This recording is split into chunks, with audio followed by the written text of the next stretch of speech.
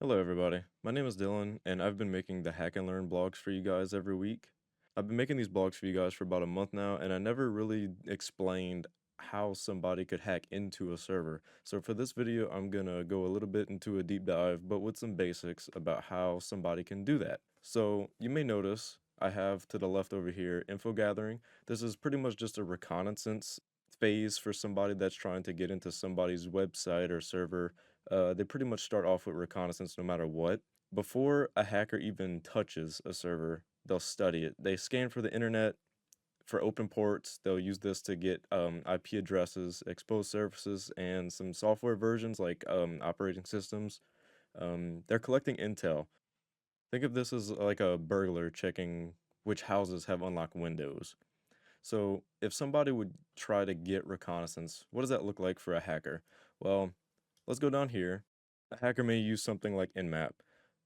So what Nmap is is what people typically it is the most popular way for somebody to get information for somebody from somebody. It's they use it for IP addresses. They'll get these operating versions. They can even use it to figure out which internet somebody is on. It's very, very helpful for somebody that is trying to just gather info for somebody.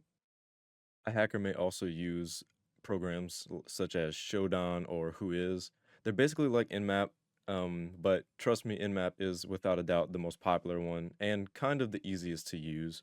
So once the hacker has the info gathered that they need to get into somebody's website or servers or just wanting to cause some damage to somebody in general, they start digging a little bit deeper. So the enumeration section, pretty much what that is they're gonna probe a running service to find weak entry points. Whenever they do this, they look for outdated software or insecure configurations. Something like this can make it very easy for somebody to infiltrate a system. Understand that whenever a hacker is doing the enumeration section of this process, they are looking for weak credentials.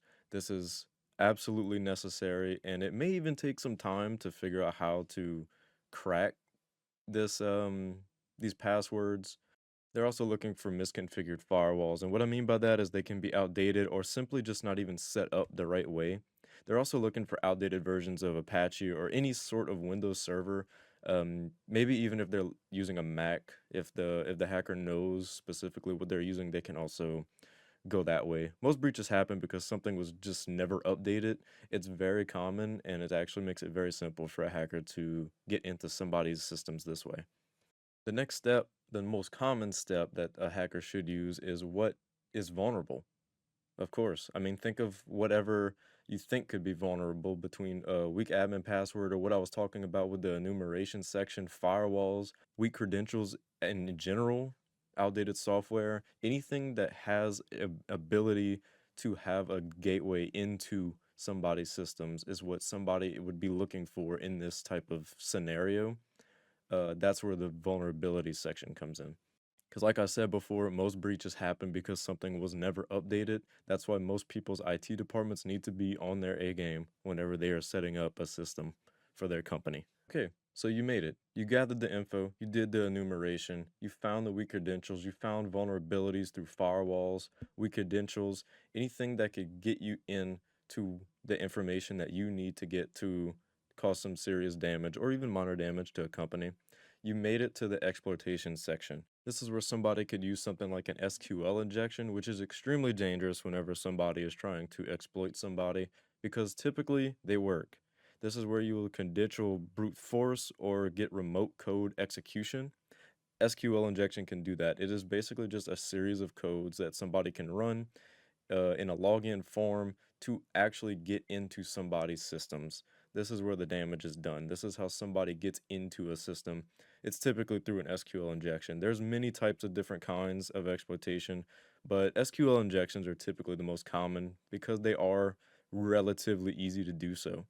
Okay, so say somebody did it. They successfully exploited the company using SQL injection, for example. Now what's next? Well, you'll notice we have a section called data exfil.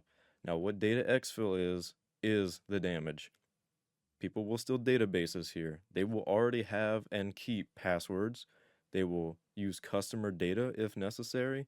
If they're trying to do some sort of ransomware attack, this is where you will encrypt files, demand payments. If you're destructive, these are the kind of people you need to be afraid of, is because these kind of people will wipe drives, they will shut down services completely, and that pretty much gives all around damage to the company or individual that you are trying to attack.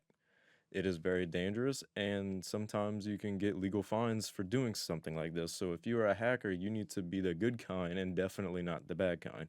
Something else I also want to mention is whenever somebody is exfilling data from the person that they are hacking into, typically they'll set up what's called a backdoor. And I've mentioned this in previous blogs, but in case you missed it, a backdoor is pretty much something that a hacker would set up to get back into somebody's systems fairly easily. And this is very, I would say useful if it wasn't such a bad thing, but in a hacker's terms, it is pretty useful because if you didn't quite get enough what you need, like if you're trying to do a ransomware attack, if you need more data and they still haven't found out how or where you got into, this could be very useful because you won't have to do all the work again. It's already there. That's what the back door's for. So these are the 5 steps, very basic steps of how somebody would get into somebody's servers or websites. It is very recommended to be safe about doing this. Like I said before, it is very dangerous. You absolutely can get caught and most likely will if you are doing something that is mischievous. But these are the basics. I hope you guys enjoyed this video. I will be posting more blogs, of course, weekly. Be on the lookout for that. Take care, everybody.